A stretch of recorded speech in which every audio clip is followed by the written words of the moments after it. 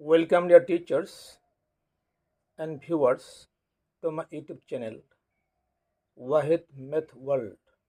I will discuss with you mathematics number system for CTET 2026, conducted by CBSE, Central Board of Secondary Education. I am Wahid. মই আজিৰ এই ভিডিঅ'টোত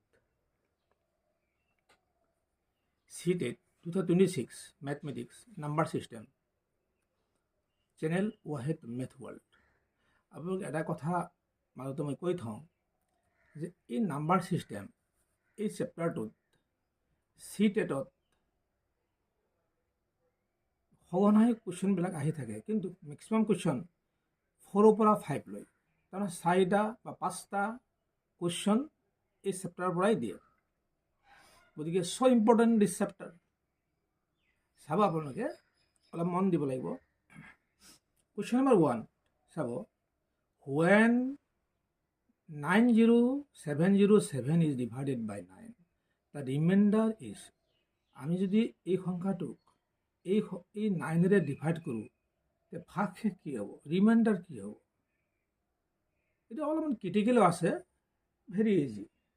আপোনালোকে চাব, মই ইয়াতে দেখুৱাই দিম আপোনালোকক। ইয়াতে মই 9ৰে ডাইৰেক্টলি আমি ডিভাইড কৰিয়ে দিম। চাব আপোনালোকে যে এইটো 90707 চাব, ইয়াতে হ'ব। প্ৰথমতে 9ৰে 9 একবাৰ যাব, ধুনীয়া হ'ল। ইয়াত চাব 9ৰ পৰা 9 0 নালাগে, এই 0 নাযাব নহয়, গতিকে আমাৰ কি হ'ব, 0 হ'ব ইয়াতে। আকৌ মই 7 দিলোঁ, কিন্তু 9ৰে 7ক আমি ডিভাইড কৰিব নোৱাৰোঁ নহয় সম্পূৰ্ণভাৱে, আকৌ 0 দিলোঁ। এতিয়া আমাৰ কি হ'ব, 70 হৈ গ'ল। এই 0টো ইয়াত বহাই দিলোঁ। এই 9ৰে 70ক ডিভাইড কৰিলে আপোনাৰ 7 9 গুণ 63, 8 9 গুণ 72 নাযাব, 7 9 গুণ 63, 7 9 × 7 63, গতিকে আমাৰ কি হ'ব, 7 টাইম যাব। মনত ৰাখিব, এইটো 7 9 গুণ 63 হ'ব 63। চাব, এবাৰ 1 কেৰি কৰিলে কি হ'ব, 10 হ'ব, 10 হ'ব। 10ৰ পৰা 3 গ'লে 7 থাকিব, 7 থাকিল। আকৌ এই 7টো থাকিল নহয়, এই 7টো আমি ইয়াত বহাই দিলোঁ। এতিয়া চাব, 77 আমাৰ যদি 8 9 গুণ 72, 7 9 গুণ 63 নহ'ব, 8 9 গুণ 72, যিহেতু 72ৰ ওপৰত আছে, 9 8 × 72 তাৰ ওপৰতে আছে, গতিকে আমি 8 টাইম যাব, 8 বাৰ যাব, 8 9 গুণ 72 হয়। ধুনীয়া হৈছে। 7ৰ পৰা 2 গ'লে 5 থাকে, এতিয়া 5ৰ মাজত তাক 9ৰে ডিভাইড কৰিব নোৱাৰোঁ, চ' দিছ ইজ ৰিমাইণ্ডাৰ। এইটোৱে ভাগশেষ হৈ গ'ল। গতিকে আমাৰ ভাগশেষ কি হ'ব, এইটোৱে আমাৰ ভাগশেষ হৈ গ'ল। চ' আমাৰ এনচাৰ কি হ'ব, ইয়াতে ভাগশেষ ৰিমাইণ্ডাৰ হ'ব কি, ৰিমাইণ্ডাৰ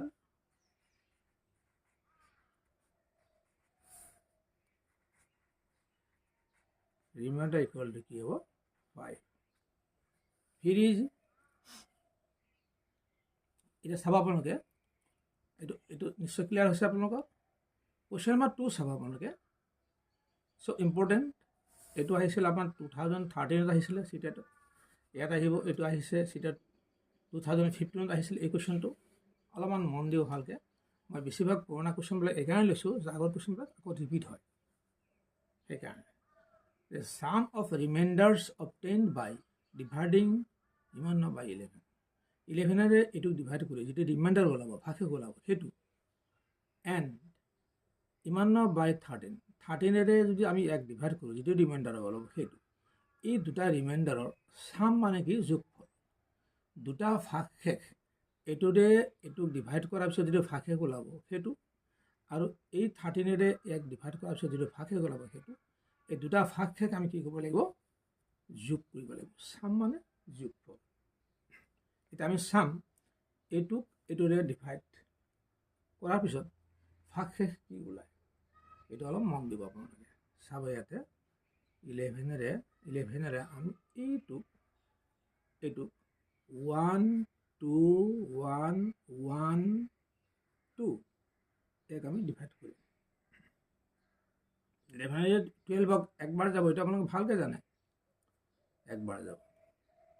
গতিকে এইটো আমি কি পালোঁ, এইটো 2ৰ পৰা 1 গ'লে 1 থাকে, আকৌ ইয়াত 1 এটা আহিব। গতিকে এবাৰ কি যাব, 1 টাইম যাব। গতিকে আমাৰ 1 টাইম গুচি গ'ল। থাকিল কি এতিয়া এই 1, তো 1ৰ মাজত 11 1ক আমি ডিভাইড কৰিব নোৱাৰোঁ, কি হ'ব, 0 হ'ব, 0 হৈ গ'ল। চাব আপোনালোকে, এই 11 এই 12ক দিলোঁ, একবাৰ গ'ল, আমি 1 লিখিলোঁ, ইয়াত থাকিল, এই ইয়াৰ পৰা 1 থাকিল, এইটো থাকিল, একবাৰ গ'ল, এইটো হৈ গ'ল, থাকিব 1 মাজত নাযায়। এই 2 আছে নহয়, 2টো আপোনালোকে ইয়াত বহাই দিয়ক, কি হ'ব, একবাৰ যাব।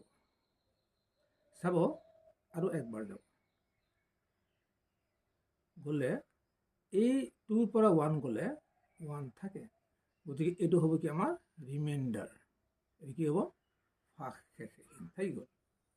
এতিয়া চাব, আমি এই 13ৰে এইটোক আমি ডিভাইড কৰিম এতিয়া। এইবাৰ অলপমান মন দিব ভালকৈ, এইটো আমি অলপ হেৰি কৰিব পাৰোঁ, এইটো ছেপাৰেট কৰি দিব পাৰোঁ, এইটো ছেপাৰেট, এইটো আমি এইটো কৰিব পাৰোঁ। 13 আছে, এইটো হ'ব 13,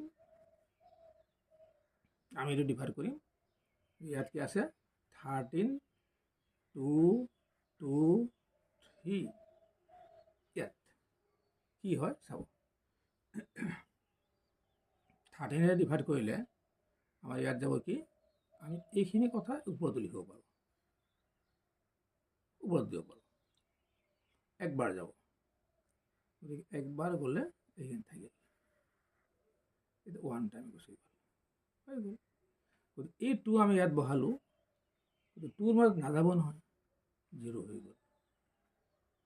এতিয়া আকৌ 2 এটা আছে, ইয়াত বহালোঁ, ইয়াত 13 কেইবাৰ যাব, এই 22ৰ মাজত 13 কেইটা আছে, দুটা নাই, 13 দুটা হ'লে 26 হ'ব, ইয়াত 26 নাই, গতিকে এটা 1 যাব।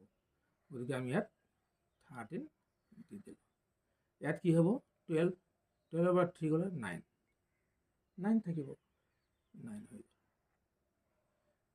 13ৰে 9ক আমি ডিভাইড কৰিব নোৱাৰোঁ, এই 3 আছে নহয়, এই 3টো ইয়াত বহাই দিওঁ, অলপমান মন দিব ভালকৈ, ইয়াত বহাই দিলোঁ।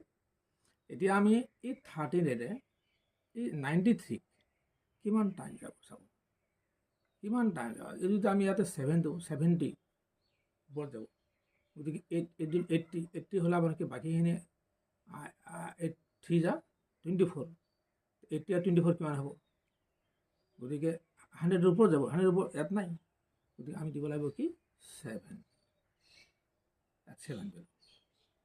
7 দিলে 7 3 গুণ 21 1, আৰু 7 1 গুণ 7 আৰু 2 9, ধুনীয়া। থাকিল কি 3ৰ পৰা 1 গ'লে 2 থাকিব, গতিকে ইয়াৰ ভাগশেষ কি হৈ গ'ল, 2 হৈ গ'ল। আপোনালোকে চাব, এইটোৰে 1 ডিভাইড কৰাত ভাগশেষ 1, এইটোৰে 1 ডিভাইড কৰাত ভাগশেষ 2, কিন্তু আমাৰ কুৱেশ্যনটো কি আছে, ছাম অফ দ্য ৰিমাইণ্ডাৰ্ছ চাব দে, এইটো প্লুৰেল নাম্বাৰ আছে, কিয় প্লুৰেল নাম্বাৰ হ'ল, ৰিমাইণ্ডাৰ্ছ শব্দটো কিয় হ'ল, যে দুটা ডিভিজন আমাৰ আছে ইয়াতে, আৰু দুটা ডিভিজনত আমি দুটা ভাগশেষ ওলাব, সেইকাৰণে 2 হোৱাৰ কাৰণে এই ৰিমাইণ্ডাৰ্ছ শব্দটো আহিছে, এছ আহিছে, প্লুৰেল নাম্বাৰ আহিছে।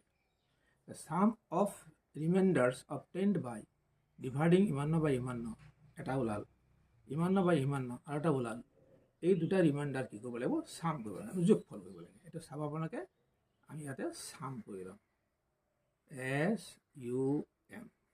SUM, ছাম কৰিলোঁ আমি। এই দুটা ৰিমাইণ্ডাৰ 1 এটা আছে, আৰু ইয়াত কি আছে, 2 আছে, 1 + 2 = কি আছে, 3 হ'ব। গতিকে ৰিমাইণ্ডাৰ দুটা আমি যোগ কৰিলে কি হ'ব, 3 আনচাৰ ওলাই গ'ল। নিশ্চয় আপোনালোকে এইটো বুজি পাইছে আৰু নিশ্চয় ক্লিয়াৰ হৈছে। চ' ইম্পৰ্টেণ্ট কুৱেশ্যন চাব আপোনালোকে, ইয়াৰ পিছত চাব, 3 নম্বৰ কুৱেশ্যনটো ভেৰি ইম্পৰ্টেণ্ট, কাৰণ ইয়াত ইম্পৰ্টেণ্ট ফেজ ভেলু আৰু প্লেচ ভেলু ডিফাৰেঞ্চটো আপোনাৰ লাগিব। 2016ত আহিছিলে, ইতিমধ্যে ৰিপিট হ'ব পাৰে, বেছি সম্ভাৱনা আছে। The difference between the place value of 5 in Iman and face value of 7 in Iman, এইটো কথা মনত ৰাখিব লাগিব। আমি ইয়াতে লিখিব পাৰোঁ প্লেচ ভেলু অফ 5, এইটো এই 5ৰ প্লেচ ভেলু পজিশ্যন, এই পজিশ্যনটো ক'ত আছে আপোনালোকে চাব। ইয়াতে মই লিখি দিছোঁ place value of 5 in Iman, এইটো ইয়াতে লিখি দিব পাৰোঁ। Place value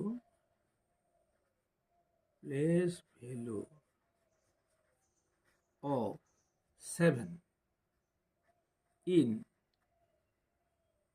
7 not 5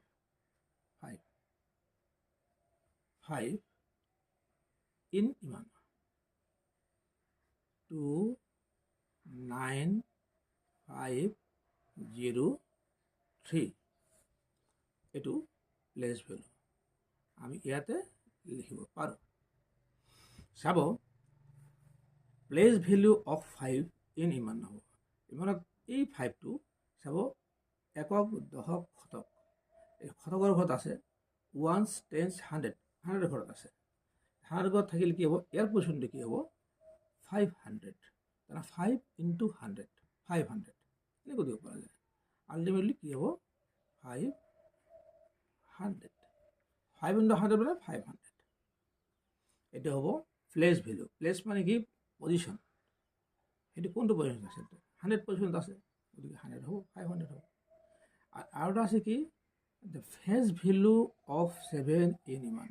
phase value মানে দেখাত কেনেকুৱা হ'ব, সেই ডিজিটটোহে থাকিব মাত্ৰ।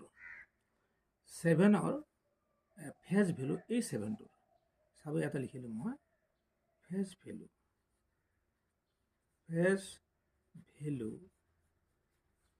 of 7 in ইমান 32071, ফেজ ভেলু অনলি 7। চাব দেই, প্লেচ ভেলু কিন্তু পজিশ্যনত আছে কাৰণে আমি এইটো 1, 10, 100, এইটো আমি পজিশ্যন আহিছে 100 পজিশ্যনত আহিছে, গতিকে 500। আৰু ফেজ ভেলু যিটো ডিজিট থাকে, ফেজ ভেলু হ'ব আপোনাৰ যিটো ডিজিটৰ কথা ক'ব, সেই ডিজিটটোৱেই হ'ব ফেজ ভেলু। ইয়াত পজিশ্যনৰ কথা নাই, ইয়াত কোনো পজিশ্যনৰ কথা নাই। গতিকে আমাৰ ইয়াত কি হ'ব, ডিফাৰেঞ্চটো আমাক ওলাব দিছে। এটা প্লেচ ভেলু আৰু ফেজ ভেলুৰ এই দুটাৰ ভেলুৰ ডিফাৰেঞ্চ, আমি ইয়াতে ডিফাৰেঞ্চ লিখি দিওঁ। ডিফাৰেঞ্চটো কি হ'ব,